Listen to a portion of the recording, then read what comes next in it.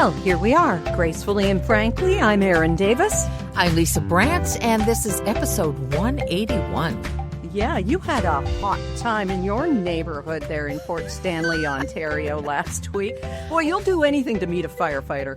Oh, and I didn't even get to. Oh, Yeah, no, we smelled smoke and we couldn't figure out where it was coming from. Sometimes people have their fire pits in the backyard or whatever, but it was early in the afternoon. And as it turns out, our neighbor's garden was on fire. There were flames coming up. Derek and I ran over and put it out. I banged on their door. And what had happened was they had a sort of tall glass bird bath that looked awfully fragile to be in a garden for my taste, but it was very pretty. The sunbeam going through it started the mulch on fire, which in turn started driftwood that they had on fire. And that's what was like flames a few inches high were going. So if nobody had been home and it had gone for several hours, the whole area would have burned. It probably, well, who knows if it would have jumped or whatever, but they do have a concrete step. But yeah, it was crazy.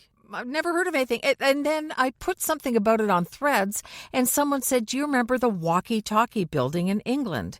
And in London, England, I think it was 2013, around there was this big building they called the walkie-talkie building. It was kind of concave and had all this glass. And the sun beaming off it was melting cars, melting parts of cars. So it's something to keep an eye on. Like if you had even one of those gazing balls or anything, I don't know what kind of risk they could pose, but if anything is glass in your garden, maybe you want to put it in a shady spot. wow, it's just reminiscent of what we used to do with magnifying glasses. Yes. And watching the smoke start on a dry leaf or something. Holy, you just never think. The kids I knew did it on ants. They used to burn ants, which is super cruel. Oh, But yeah, the magnifying glass. So the bird bath was the glass. There you go. that is just incredible. Wow. Never heard of anything like it. I'm glad that you were there to put it out. So did firefighters show up or was it just you guys? No, it was just us. We Okay. had it under control. We knew it was just a patch, like maybe a foot square that was burning, and we knew we could. In fact, we dumped the bird bath on it to start, and then went from there. Got a hose out and. Well, it could be a crispy kind of a summer, judging by what the Weather Network is saying for the summer, which begins this weekend, along with Father's Day, of course. It's supposed to be hot and dry in the West and northern Canada, but you guys and Atlantic Canada are in for more of a wetter, kind of a cooler sort of a summer. Have you been following that at all, or are you just going to let it be? I'm letting it be because when I see those muggy days and when it's going to be really hot, it just makes me want to crawl under a blanket. Although we've had a little bit of humidity lately and it's been like 25 is the high. It'll feel like 27. I'm like, what do you even bother saying that for? Exactly. Yeah, there's that. And then you had another multiple tornado warning kind of a day too. Now, is this early in the year as far as you recall for this sort of thing? I don't recall ever getting them in multiples before. Yeah. So not only early, but kind of unprecedented as far as warnings go. And we immediately checked radar and saw that the worst stuff was heading out into the lake. So let the fish have it. But yeah, it just warning after warning after warning, which just seems like, how are you not going to take the first one seriously enough that you need to keep sending them? I don't get it. It must be automated and I don't know. Anyway. Well, have you met people though, Lisa? Jeepers. I guess. Yeah, well, with summer on the way, and of course, meteorologically, it's already begun. It's soon going to be peak season for mosquitoes right across Canada. And Canada is kind of leading the way in sterilizing male mosquitoes. I know. And here we thought, sterilizing flies was a silly thing, and that's why Doge was cutting all this money for funding. But darned if it isn't affecting the screwworm population, which is making its way up now from Texas and Florida. And the more storms there are, the more they're going to be blown northward as well. Infection rates for deadly mosquito-borne diseases are extremely low in Canada, but with climate change and environmental factors changing, including deforestation, the world's deadliest animal is changing the way it lives and breeds. So it's kind of good to think that, even in Canada, where we don't really think of mosquitoes as a huge health problem, they're a pain in the butt, we're doing a lot of work on this. Another thing that's been spreading a lot because of climate change and hitching rides and birds and stuff are ticks. Oh. And I wish there was a way to sterilize a tick, but they affect us differently. They climb on. And I mean, so many people are saying they're seeing them even in their backyards now, and they're all over the place. So lucky us with our ticks and skeeters. Yeah, and I think of that a lot now with the dogs being in deep grass and stuff as they are, right where the deer like to play too. No antelope. I'm not breaking into song, just the deer. So don't forget to put on your bug repellent. I mean, anybody listening who is in Ontario or the prairies or eastern Canada, here in BC, or at least in our little neck of the woods, very, very few mosquitoes or things that bite you. But I had a walk the other night, Lisa, and I got just the pants scared off me, almost literally, and it wasn't a bug. I have to tell you, what I'm wearing right now, I was wearing that night. It's midnight, and I'm waiting on the 12:05. Never mind. I never don't think of Juice Newton when I say midnight. Anyway, midnight, we're all tucked in. It's just me and the two dogs. Rob's back in Sydney, BC, and Livy's down sitting on a step. So I think, oh, Livy, you have to go outside, don't you? Which is kind of silly because we have pee pads and they're really good at using them. But I thought, okay. So I've got my nightshirt on, which is just a long T-shirt with a Blue Jays logo on it. But it's not that long. It just goes past my butt. I'm kind of free-ranging underneath. And I hook up the dogs. And in the dark, with the little lights on our leases, we walk down the dark lane to the road. And that lane is 100 steps, give or take, because I count. Yep. So we get out on the road, and it's so dark. No road lights, no nothing, very little moonlight or anything. And the dogs are sniffing around in the ditch. And I'm busy looking at a neighbor's driveway where there's some daisies growing up. And I'm kind of looking at the daisies going, isn't this pretty? All of a sudden, the dogs start to bark. And I look down the road, and all I see is this kind of a giant apparition. And I'm thinking, oh, no, it's one of the skinwalkers, because I listen to these scary podcasts every night and every day on my walks. No, it was a couple who I guess must have been coming home from somebody else's house, and they were using an iPhone flashlight or a phone flashlight. And they said, oh, sorry, we thought you'd see the flashlight, not knowing that I'm off in my own little zone all the time. And the dogs, I couldn't shut them up. My heart's in my throat. I'm mortified at being seen there, bare ass with my nightshirt. I mean, they couldn't see it, but if I tripped, they would have seen everything. And I was just... Oh, and I couldn't, I was like, oh, I'm sorry. And I'm trying to quiet the dogs. And it's so silent that everybody for miles, I'm afraid, is hearing these dogs screaming their brains out because they see something. Oh, they were protecting you. I think they were. But my heart rate, I don't think I got to sleep till about 3 a.m. And Rob said, well, you met some new neighbors. And I said, I couldn't identify them in a lineup. I was so... being so in my head and so mortified and so scared at these nice people just walking by on their way home from someplace. So there's got to be a lesson in there. What do you think it might be? I don't know.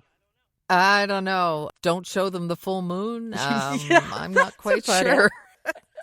Yeah, the front and the back bum. And oh my gosh. And it turns out that last night Livia went and sat on the steps again too. So she had just been outside. She's just messing with me. I don't blame her. Look at the adventure she's getting.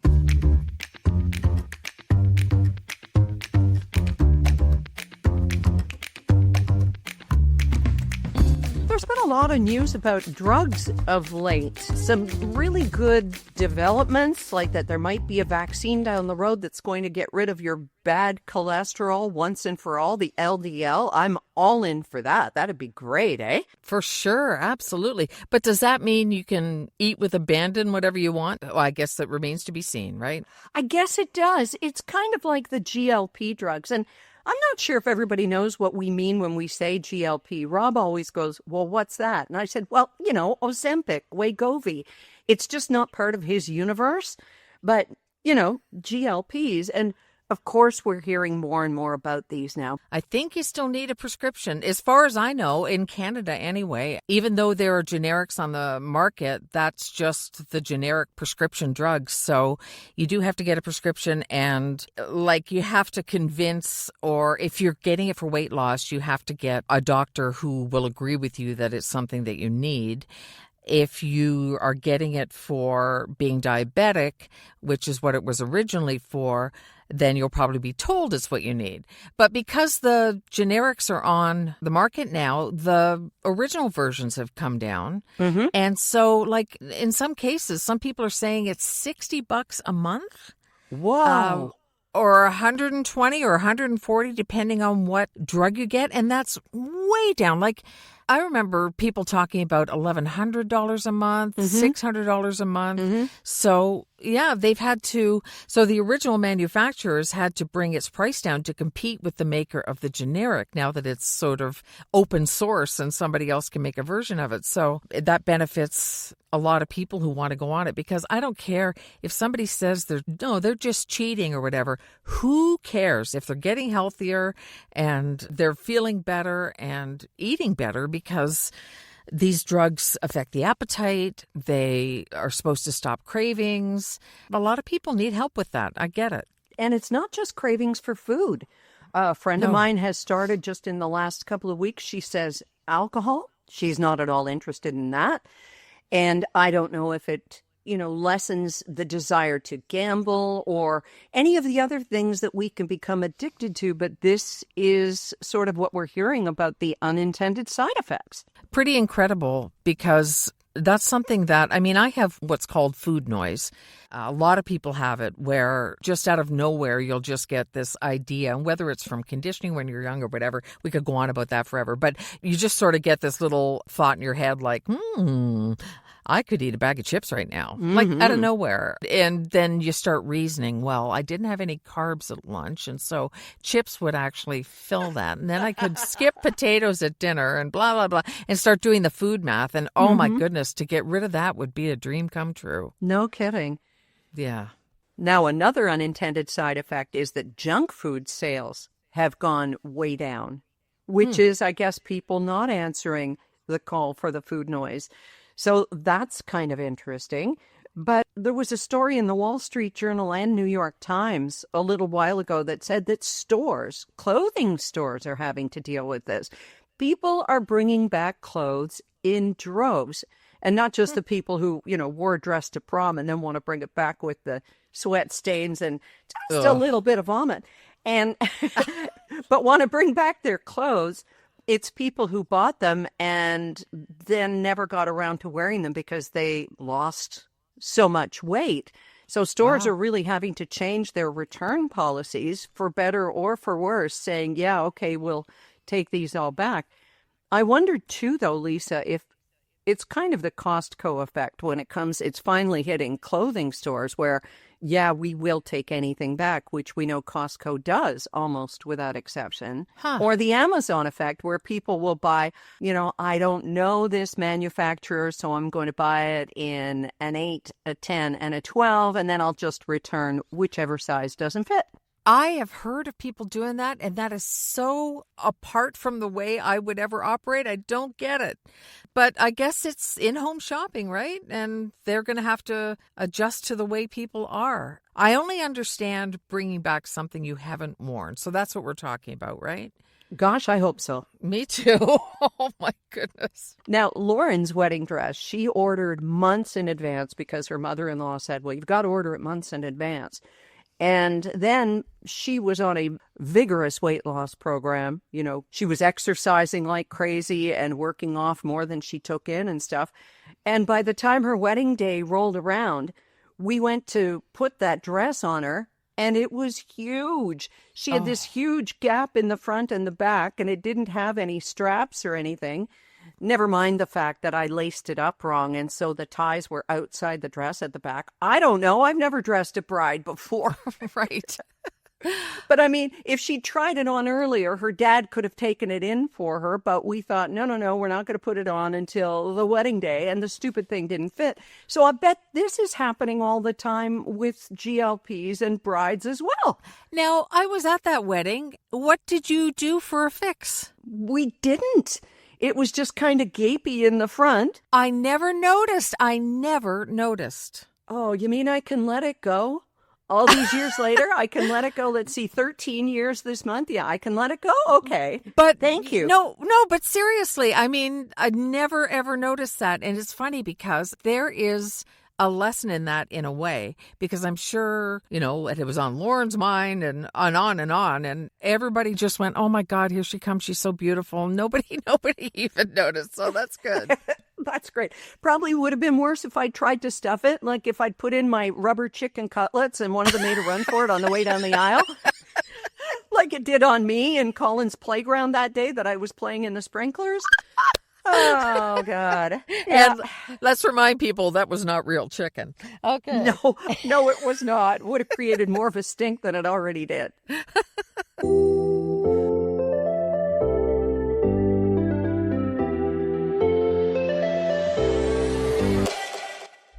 When we're talking about taking drugs and supplements and that sort of thing, there is something that a lot of people take for joint pain, and that is glucosamine. And there has been a study that actually you sent my way from Science Daily, and it's out of a major study at the University of Miami. They're showing a possible link between glucosamine and Alzheimer's and dementia and rapid progression of it. Now, there are a lot of ifs, ands, or buts in these studies, and if this interests you, you just look for ScienceDaily.com. That's easy to find. But then I got thinking about joint pain, and is it the seniors who are taking glucosamine for joint pain already? Is that the correlation as opposed to causal? And then you get into things that just kind of make our brains go numb. So here's the thing, Lisa. Sierra Sil, these joint formula mineral capsules that we have taken for years, our dogs have taken, they have no glucosamine in them. Sierra Sil has a glucosamine product, not from shellfish, but Joint Formula 14 is clay minerals, and they are so sure it's going to work on your joint inflammation that you get a money-back guarantee. If you don't feel a difference within 14 days, keep your receipt, send it back, and you get your money back. Check them out, SierraSil.com, Sierra like the mountains, SIL.com, and the code GF will get you 14% off your purchase.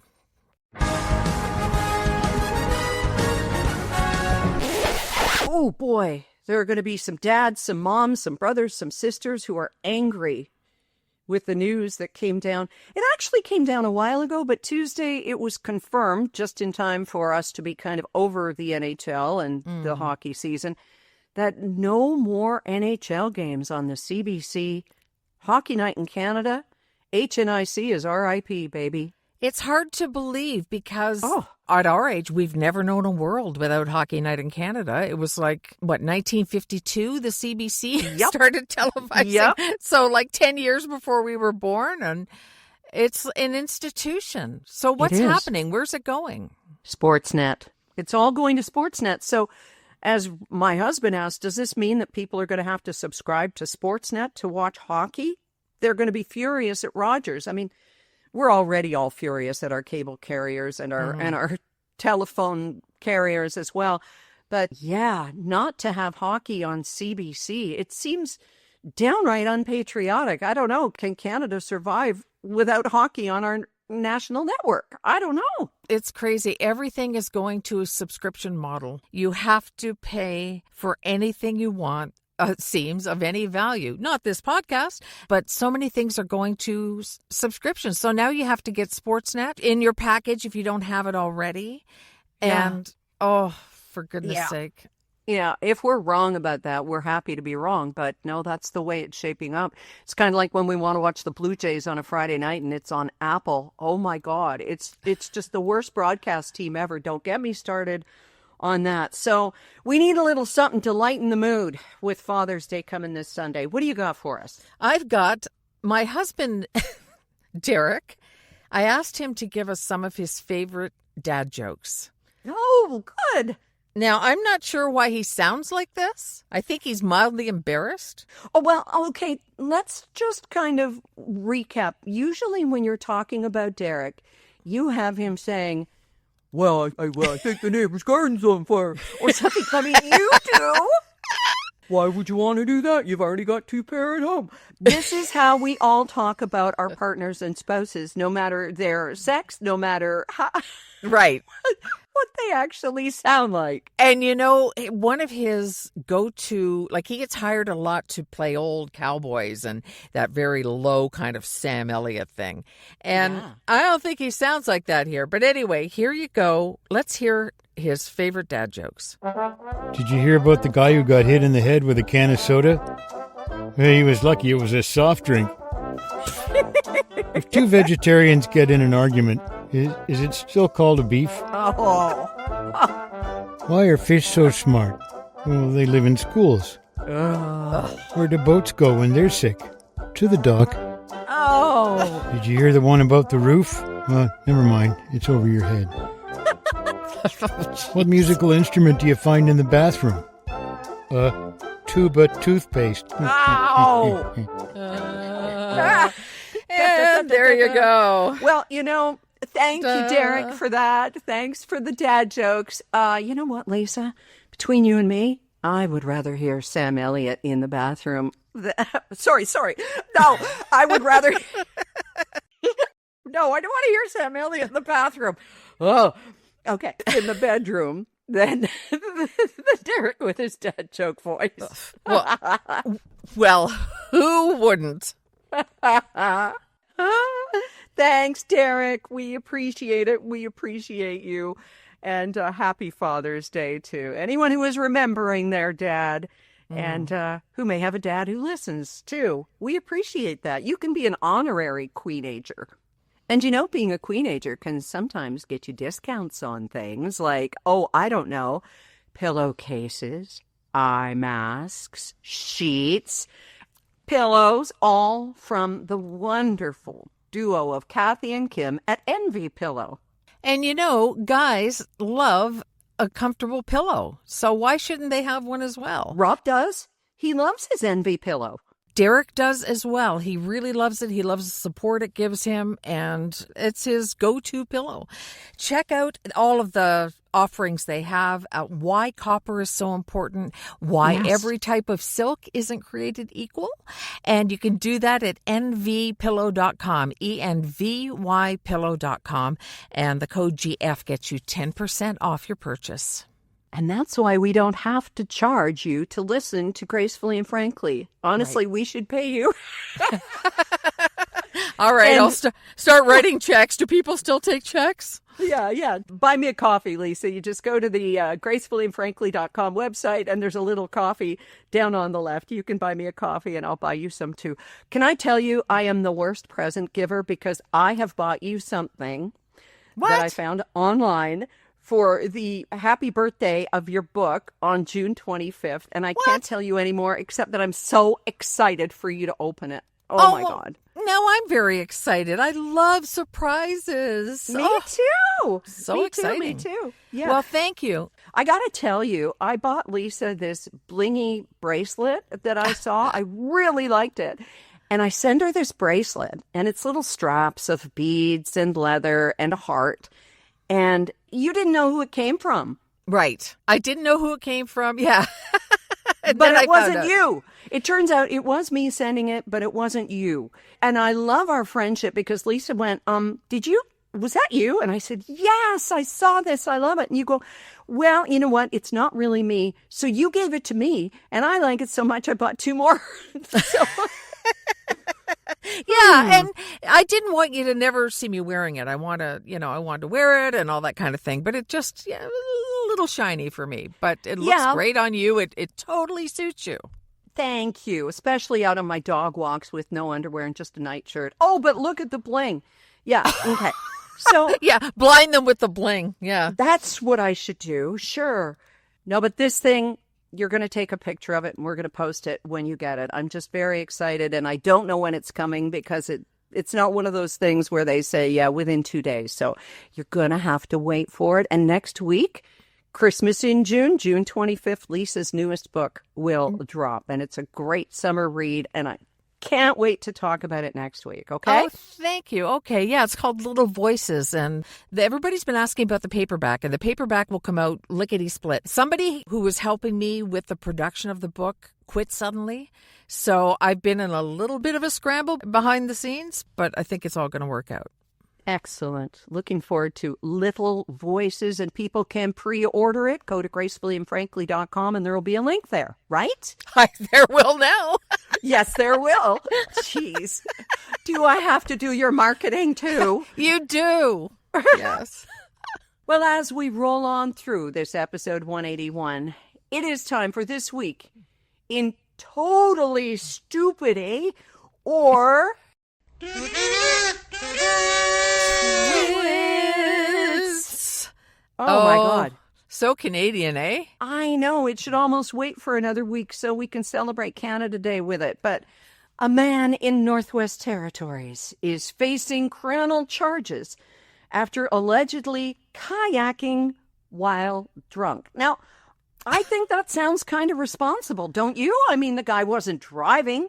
He wasn't out on a 4x4 or something. That's true. Ugh. But it was a stolen kayak. This gets better. Okay, he stole a kayak and was paddling around using, this is the icing on the butter tart, a snow shovel to paddle. Oh, my goodness. See, only a drunk person could think of that. I think it's kind of smart. You don't have a paddle, use a shovel. Oh, my But goodness. anyway, when officers got to Marion Lake, they found the boat capsized and the men in the water, too drunk to swim to shore. They helped him get out of the water, which you would really think might help sober him up. And then the 63-year-old man was charged with impaired operation of a vessel. I didn't know a kayak fell under those auspices, but apparently yes. And he refused to provide a breath sample. So apparently it is an offense to operate any sort of vessel while impaired, including canoes or kayaks. Again, no idea. Okay, so a floaty unicorn, also out of the question. Good to know. Yes. Yeah. Does it surprise you to hear he's 63? Do you think, oh, for goodness sake, grow up?